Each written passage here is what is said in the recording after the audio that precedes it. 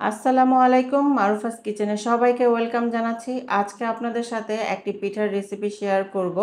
আর এই পিঠাটি হচ্ছে কদম ফুল পিঠা। এই পিঠাটি তৈরি করতে যেমন সহজ, খেতেও কিন্তু অনেক লোভনীয়। খুব সহজেই এই পিঠাটা যে কেউই ঘরেই তৈরি করে নিতে পারবেন। ছোট থেকে বড় সবাই এই পিঠাটা খেতে পছন্দ করবে। চলুন তাহলে রেসিপিটি শুরু করা যাক। প্রথমেই পিঠার ভিতরের পুরটা তৈরি করে নিব। আর তাই চুলায় একটি কড়াই বসিয়ে এতে দিয়ে দিলাম হাফ কাপ পরিমাণ কোরানো নারিকেল। অ্যাড করে দিচ্ছি 1/4 কাপ পানি।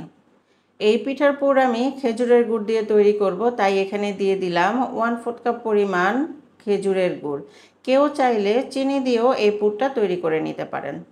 সুন্দর ফ্লেভারের জন্য অ্যাড করে দিচ্ছি একটা এলাচ। অ্যাড করে দিচ্ছি একটা তেজপাতা। তেজপাতাটাকে আমি ছিঁড়ে তারপর অ্যাড করে দিচ্ছি। চুলার আঁচটাকে মিডিয়াম টু লোতে রেখে বারবার নেড়ে চেড়ে দিতে হবে। তো এরই মাঝে আমার হাজব্যান্ডকে আমি একটু চেক করে দেখিয়েছিলাম যে মিঠাটা ঠিকঠাক আছে কিনা। তো আমার হাজব্যান্ড বললো এখানে আরও 1 টেবিল চামচ পরিমাণ চিনি অ্যাড করে দিতে।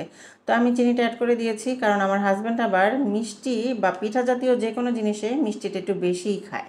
যাই হোক, তো আপনারা আপনাদের প্রয়োজন মতো চিনিটাকে বাড়িয়ে কিংবা কমিয়ে অ্যাড করে নিতে পারেন। আর কথা বলতে বলতে কিন্তু আমি এখানে দিয়ে দিলাম 1 চা চামচ পরিমাণ ঘি। ঘিটা কিন্তু অ্যাড করার চেষ্টা করবেন। ঘিটা অ্যাড করলে কি হয়, এই পিঠাটার পুরটা থেকে খুব সুন্দর একটা ফ্লেভার আসে এবং পিঠাটা খেতে কিন্তু তখন অনেক বেশি ভালো লাগে।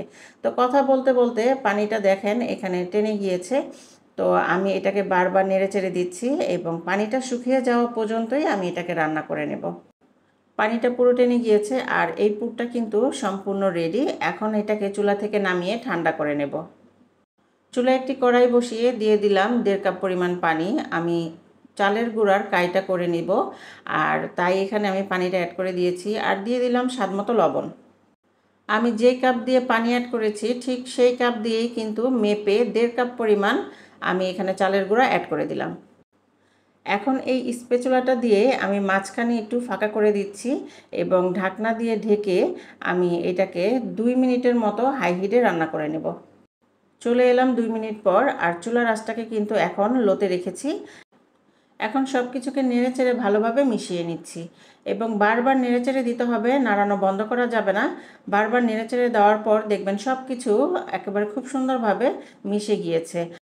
আমি এই কাই থেকে সামান্য পরিমাণ হাতে নিয়ে একটু দেখিয়ে দিচ্ছি। দেখুন, যখনই দেখবেন যে আপনার হাতে কিছু লেগে নাই, তখনই বুঝবেন কাইটা খুব সুন্দরভাবে রান্না হয়ে গিয়েছে। এখন এটাকে চুলা থেকে নামিয়ে নিচ্ছি এবং গরম থাকা অবস্থায় কাইটাকে আমি ময়ান করে নিচ্ছি। আমি হাতে সামান্য তেল মেখে নিয়েছি। এতে কি হবে, কাইটা হাতে লেগে থাকবে না। খুব সুন্দরভাবে কাইটাকে ময়ান করে নেওয়া যাবে। আর খুব সুন্দরভাবে কাইটাকে ময়ান করে দেখুন আমি একটা সফট ডো তৈরি করে নিয়েছি। এখন এই ডো থেকে আমি কিছু অংশ নিয়ে নিচ্ছি। আসলে পিঠাটা আপনারা যেই সাইজের তৈরি করবেন, এই ডোটা থেকে সেরকম মিশ্রণ নিয়ে নেবেন। হাতে সামান্য পরিমাণ চালের গুঁড়া মাখিয়ে নিয়েছি আর ঠিক এইভাবে চেপে চেপে সুন্দর একটা বাটি তৈরি করে নিয়েছি। আর এখন এই বাটির মধ্যে যে পুরটা তৈরি করে রেখেছিলাম সেটা অ্যাড করে দিলাম। আর এখন খুব ভালোভাবে এই বাটির মুখটাকে সিল করে দিতে হবে, যাতে কোনোভাবেই ভিতরের পুরটা বাইরে বেরিয়ে না আসতে পারে। দেখতেই পাচ্ছেন আমি কিভাবে বাটির মুখটা বন্ধ করে দিচ্ছি। আর দেখুন, এখন পিঠাগুলো আমি রাউন্ড শেপে করব, তাই আমি ঠিক এইভাবে পিঠাগুলোকে রাউন্ড শেপ দিয়ে নিলাম। ঠিক একইভাবে সবগুলো পিঠা আমি তৈরি করে নিয়েছি। আর পিঠাগুলো তৈরি করার আগে আমি কিছু পরিমাণ ভাতের চাল পানি দিয়ে ভিজিয়ে তারপর এই পানিটাকে ঝরিয়ে নিয়েছি। আর চালটাকে কিন্তু আমি 1 ঘন্টা ভিজিয়ে রেখেছিলাম। এটা যে কোনো চাল নিলেই হবে। আমি ভাতের চাল দিয়েই এই পিঠাটা তৈরি করে নিচ্ছি। দেখতেই পাচ্ছেন পিঠাগুলো এখন আমি এই চালের মধ্যে গড়িয়ে নিচ্ছি। আর এই পিঠাগুলো যখন আমি স্টিম করব, আর এই চালের জন্যই কিন্তু পিঠাগুলো দেখতে একেবারে কদম ফুলের মতো লাগবে। ভালো করে চেপে চেপে চালগুলোকে পিঠার সাথে লাগিয়ে নিতে হবে। দেখতেই পাচ্ছেন আমি একটি পিঠা তৈরি করে নিয়েছি। পিঠাগুলো এই ছাঁকনিতে স্টিম করব, তাই আমি এখানে সামান্য পরিমাণ তেল ব্রাশ করে নিচ্ছি।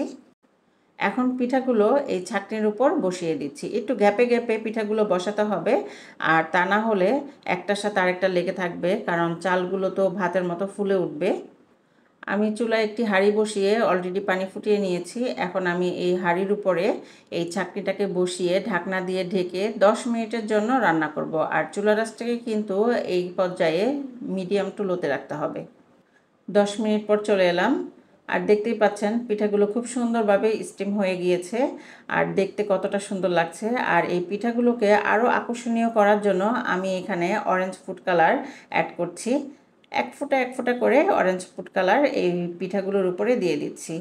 আর কেউ চাইলে এই ফুড কালারটা স্কিপ করতে পারেন, তবে পিঠাগুলো কিন্তু এই ফুড কালারটা দেওয়ার পরে দেখতে অনেক লোভনীয় লেগেছে।